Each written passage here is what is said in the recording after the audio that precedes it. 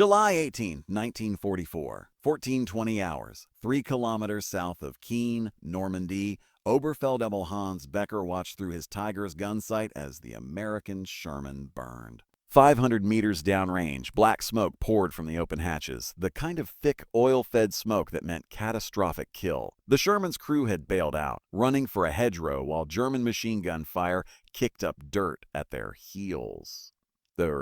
Becker permitted himself a moment of satisfaction. That made 3 Shermans destroyed this afternoon from this position. The arithmetic was working. His single Tiger eye against waves of American medium tanks. It was the exchange ratio German doctrine had promised. 5-1, 10-1.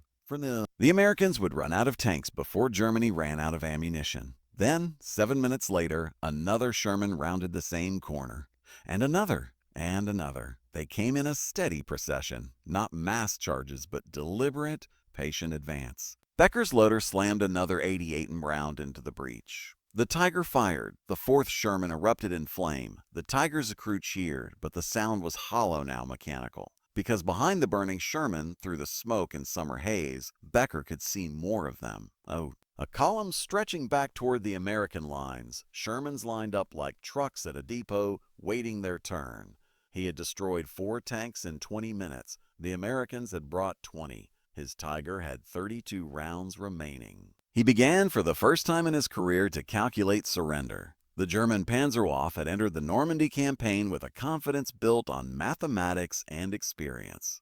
Their heavy tanks, Tigers and Panthers, were qualitatively superior to anything the Americans fielded. The Tiger Eye's 88 gun could penetrate a Sherman's frontal armor at ranges exceeding 2,000 meters. A Sherman 75 mm gun could only penetrate a Tiger's frontal armor at ranges under 500 meters, and only with a perfect hit. In direct combat, a well-positioned Tiger could destroy 5, 10, sometimes 15 Shermans before being knocked out. German tank commanders had seen this exchange ratio play out across North Africa and Italy. They understood that American tankers were brave but trapped in inferior machines. They believed, with the certainty of men who had done the mathematics, that quality would triumph over quantity. American industry had made quality irrelevant. The United States produced 49,234 Sherman tanks during World War II. Germany produced 1,347 Tigers. For every Tiger rolling off the production line at Kassel, 36 Shermans rolled off assembly lines in Detroit, Chicago, and Cleveland. But numbers alone do not explain what German tank crews experienced in Normandy. It was not simply that the Americans had more tanks. It was that they used them with an indifference to loss that seemed to violate every principle of armored warfare. Shermans attacked in waves. When the first wave was destroyed, the second wave advanced over the burning wrecks. When the second wave died, the third wave appeared. German gunners would destroy 3, 4, 5 Shermans from a single position, only to watch more arrive with the inevitability of weather. Hauptmann Wilhelm Ritter commanded a Panther company during Operation Goodwood, the British armored offensive east of Keene. His after-action report, filed 3 days before his company was overrun, describes an engagement near Cagney. 740 hours, destroyed 4 Sherman tanks at 1,400 meters. 755 hours, destroyed 3 more at 1,100 meters. 812 hours, destroyed 2 more at 800 meters. Ammunition expenditure, 14 rounds. Enemy tanks continue to advance despite losses. Request immediate resupply and reinforcement. The report's tone shifts in the final paragraph. The enemy appears to possess unlimited reserves. We destroy their tanks faster than they can advance, yet they continue to advance. Crew morale is declining. Request permission to withdraw. Permission was denied. Ritter's Panther was destroyed the following day by a flanking Sherman that closed to 200 meters while Ritter's gunner was engaging targets to the front. German tank doctrine had been built on the assumption that tanks were valuable, that losses mattered, that commanders would husband their armor for decisive strikes. The Wehrmacht had spent 3 years fighting a war where the loss of a single Tiger represented weeks of production, months of training, irreplaceable strategic capability. German tank commanders treated their vehicles with the care of men who knew they would not be replaced. They chose their battles, preserved their machines, withdrew when the mathematics turned unfavorable. This was sound doctrine when both sides valued their armor equally. The Americans did not value their armor equally.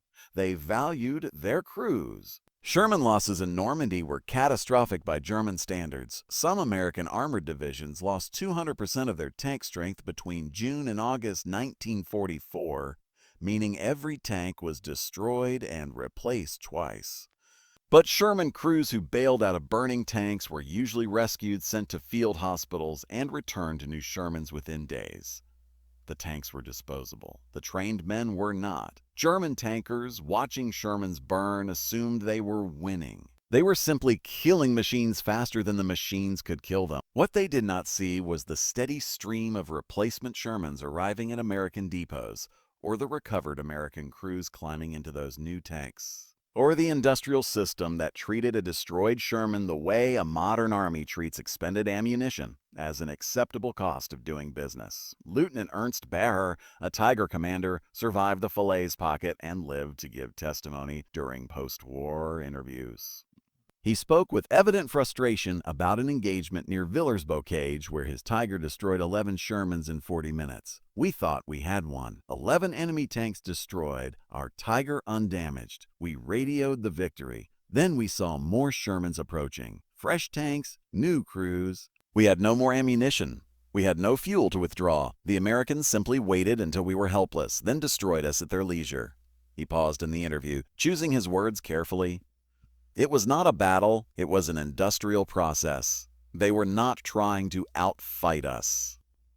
They were trying to outproduce us, and they did. The psychological impact compounded with each engagement. German tank crews began to experience a unique form of combat fatigue, born not from fear of death, but from the futility of victory. They could execute perfect ambushes, destroy entire American platoons, fire with textbook precision, and it changed nothing.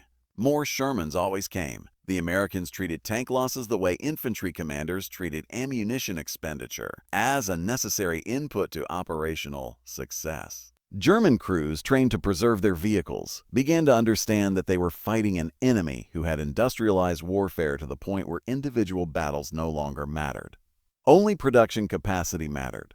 Only replacement rates mattered. And by August 1944, German tank crews in Normandy had developed their own dark humor. When a Sherman was destroyed, they would begin counting 1, 2, 3, waiting to see how many minutes passed before the next Sherman appeared. The average was 8 minutes. Some crews kept tallies, not of Shermans destroyed, but of Shermans destroyed per hour, trying to calculate whether their rate of fire exceeded the American rate of replacement. It never did. For every Tiger or Panther in Normandy, there were 30 Shermans. When a German heavy tank was destroyed, it was gone. No replacement existed in the theater. When a Sherman was destroyed, another arrived from the depot within hours, sometimes still painted in factory primer. Oberfeldwebel Becker abandoned his Tiger near Falaise on August 17, 1944, after the engine threw a rod and the company had no spare parts.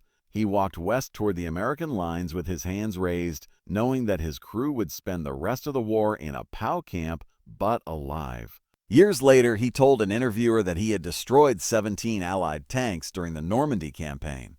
"We thought that mattered," he said. "We thought we were winning because we were killing their tanks. But they were not trying to save their tanks. They were trying to kill us. They were trying to kill us. And they had so many tanks that they could afford to lose them until we had nothing left to shoot with."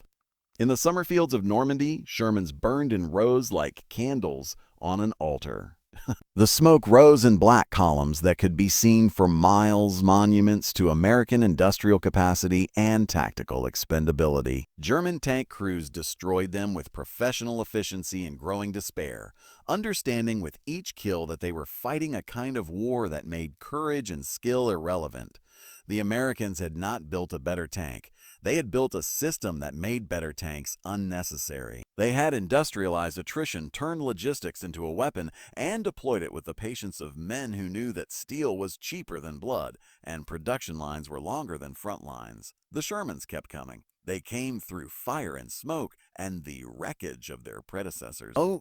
They came in numbers that seemed to mock the mathematics of armored warfare. And in the turrets of German heavy tanks, men who had believed in quality began to understand what quantity meant when backed by an industrial base that could replace losses faster than the enemy could inflict them. The exchange ratio was irrelevant. The KD ratio was meaningless. The only number that mattered was the one that appeared each morning on the American logistics reports, Shermans available for deployment. That number never stopped growing. That number was the sound of the war ending, expressed in riveted steel and Detroit assembly lines, rolling forward with the inevitability of mathematics made manifest.